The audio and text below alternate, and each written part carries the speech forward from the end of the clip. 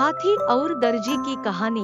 एक गांव में एक दर्जी रहता था। वह नेक दिल, दयालु और मिलनसार था। सभी गांव वाले अपने कपड़े उसी को सीने दिया करते थे। एक दिन दर्जी की दुकान में एक हाथी आया। वह भूखा था। दर्जी ने उसे केला खिलाया। उस दिन के बाद से हाथी रोज दर्जी की दुकान में आने लगा। दयालु दर्जी उसे रोज केला खिलाता। बदले में हाथी क्रू बार उसे अपनी पीठ पर बिठाकर सैर पर ले जाता। दोनों की घनिष्ठता देखकर गांव वाले भी हैरान थे। एक दिन दर्जी को किसी काम से बाहर जाना पड़ा। उसने अपने बेटे को दुकान पर बिठा दिया। जाते जाते वह उसे केला देते हुए कह गया कि हाथी आए तो उसे खिला देना। दर्जी का बेटा बड़ा शरारती था। दर्जी के जाते ही उसने केला खुद खा लिया। जब हाथी आया तो उसके शैतानी दिमाग में एक शरारत सूझी। उसने एक सुई ली और उसे अपने पीछे छुपाकर हाथी के पास गया।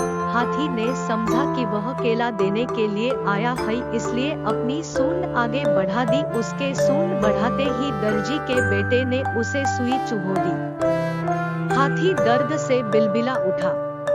ये देखकर दर्जी के लड़के को बड़ा मजा आया और वह ताली बजाकर खुश होने लगा। दर्द से बिलबिलाता हाथी गांव की नदी की ओर भागा। वहां जाकर उसने अपनी सूंड पानी में डाल दी। कुछ देर नदी के शीतल जल में रहकर उसे राहत महसूस हुई।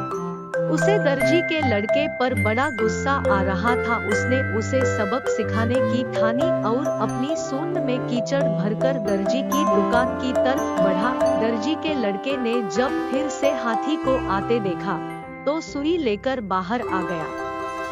वह हाथी के पास आते ही उसे सुई चुभाने के लिए आगे बढ़ा, मगर हाथी ने सूंड में भरा सारा कीचड़ उस पर उड़ेल दिया।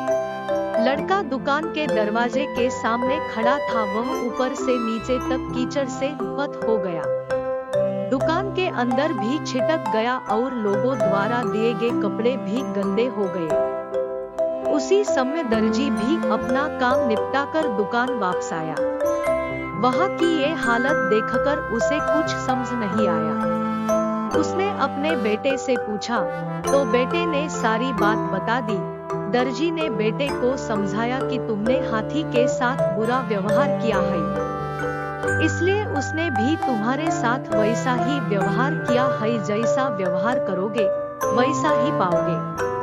आज के बाद किसी के साथ बुरा मत करना। फिर दर्जी ने हाथी के पास जाकर उसकी पीठ सहलाई और उसे केला खिलाया।